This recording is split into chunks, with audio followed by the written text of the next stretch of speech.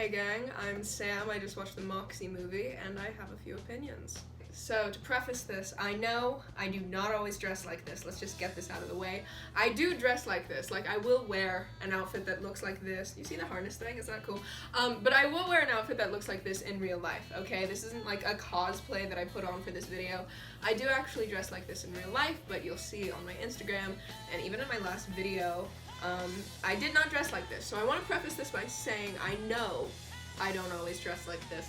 I have a lot of different styles. Sometimes I go for like more of a hippie look. Sometimes I do look like a prep. You know, I have a lot of different styles. I will admit that.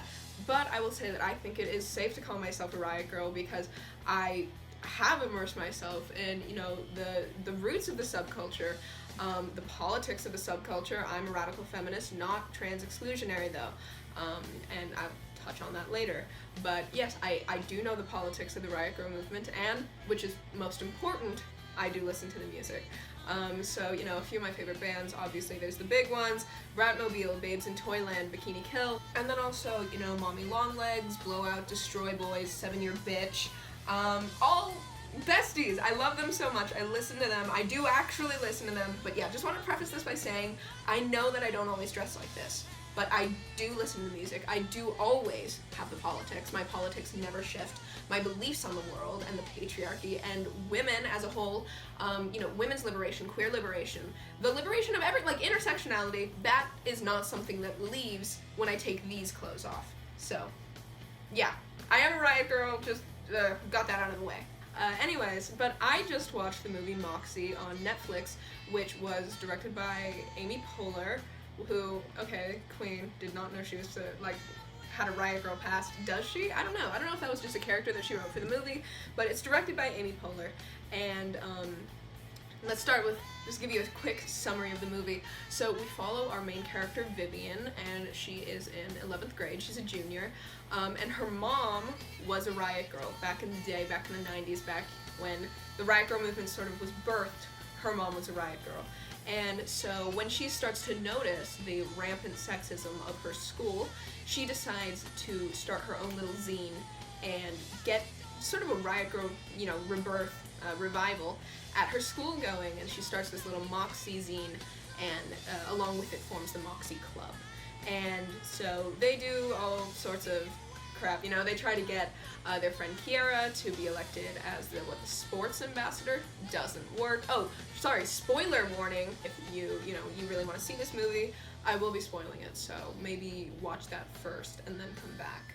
There's this whole B-plot with this romantic interest, Seth, who is like a feminist ally, you know, but so she gets her boyfriend Seth, goes through some shit with him because she starts being mean to him, starts being mean to her mom, starts being mean to sort of everyone. Now our main character Vivian is in this really state of distress because she just got her best friend suspended, her boyfriend's pissed off at her, the school just completely has it out for her because, you know, she's been defacing school property, she's just been really causing quite a stir at the school, and so everything's sort of falling apart in her life when she gets a letter from a girl, anonymous, that she had been raped. So she talks about that. She talks about her, the fact that she was raped through this anonymous letter to Moxie. Anyways, and so in response to this anonymous letter about the girl who had been raped, they vandalize the school. I think they write rape hall? I forget the name of this school, but they write something, you know, they vandalize the school, and then they stage a big walkout, you know, out of standing in solidarity with this rape victim. And so the walkout happens, and then everybody gets to say their piece. Everybody talks about, you know, their experience as women, their experience as minorities, and how they're empowered, they're standing up against, you know, rape, assault, racism, and all of these issues that marginalized groups have to deal with. And then our antagonist, Mitchell, finally gets the consequences of his actions, and then the movie ends, and that's Moxie. Before we start dicing up the social issues, the really dicey stuff, let's just start with the clothes, alright? Clothes are my territory, clothes are my passion, my joy. So RiotGrrrl does not have a specific look. I said this before. There are certain styles that are common in the RiotGrrrl subculture. You see a lot of stuff borrowed from grunge, you see a lot of the Kinderhore style, you see a lot of, just elements of punk. But RiotGrrrl is one of those alternative subcultures where there is less emphasis placed on clothing and a lot more emphasis placed on the music and the politics. So really, most anyone can be a RiotGrrrl. There are styles of clothing that are typical but not required. That being said, to be completely honest, I would have liked to see better clothes out of this movie. We do see at the end of the movie our main character Vivian now regularly sports her mother's leather jacket with the pins, which I think is cool. It's a better look for her, it's updated, but still kind of bled. Everybody else, though, to be completely honest, sort of looks like a 2018 Kohl's catalog, I want to say, like straight out of Ross vibes.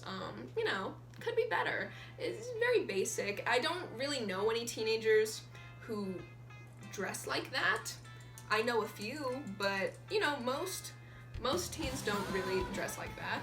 It is highly saturated with 2018 fashion trends, so to see just such basics be used, especially in a movie about RiotGrrrl, which is an alternative subculture, was kind of disappointing. I would have liked to see some cooler stuff out of the clothes.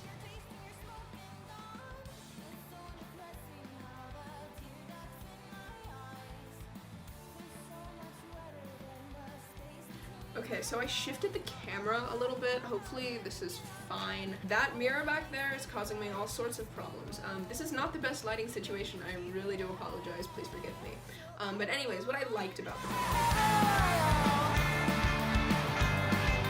I do like the end scene. The end scene is, it's cute, very like girl boss, whatever, where everybody walks out and they talk about, their issues. I like that. It did get a little bit cringe at points, a little bit. I think they were going for the right message. I also do like the weird funeral home scene. It felt a lot more like an indie movie than the rest of the movie did. The dialogue flowed a lot more naturally. It seemed more real and genuine, and it honestly very out of place in this movie. And to be completely honest, I do like the side characters of this movie. I liked how they talked about Claudia and the fact that, things are different for her because she's a second-generation immigrant and she doesn't get to take the kinds of risks that white girls like Vivian get to take. She doesn't get to take the fact that she's in this country for granted, and so there is a lot riding on her back.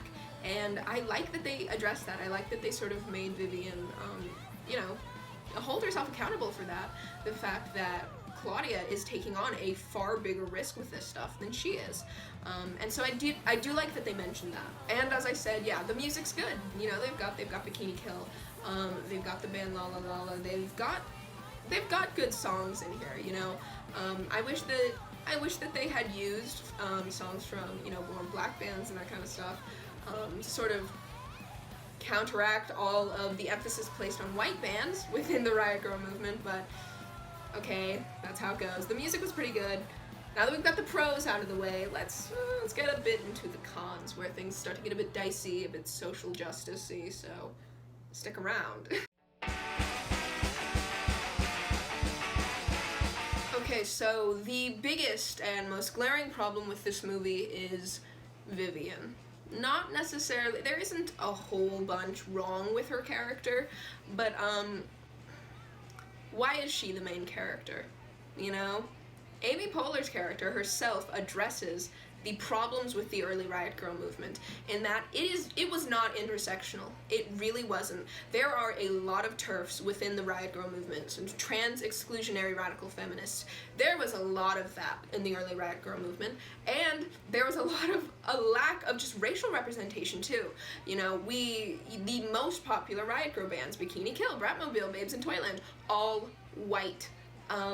There really was not a lot of space given to black RiotGrrrls. So I just can't help but wonder, why mention that? Why talk about the fact that trans women have not, historically seen their voices in the RiotGrrrl movement, that black women have not really seen their voices in the RiotGrrrl movement? Why talk about that? And then make the main character white, cis-het, and able-bodied. Why? Why? I don't understand.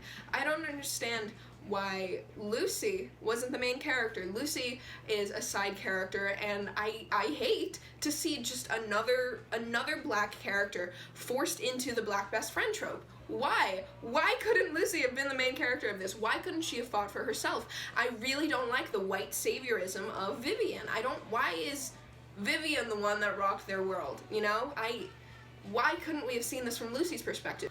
Or we also have the actress Josie Tota in this movie, and she's playing a trans woman who, you know, she joins the Moxies, and it's really, really cool to see, you know, trans representation in a RiotGrrrl movie, because, as I've said, there is a long history of transphobia within the RiotGrrrl movement. We had Josie Tota there, we had a trans character, we had several black characters, we had all these side characters who were sapphic, who were people of color.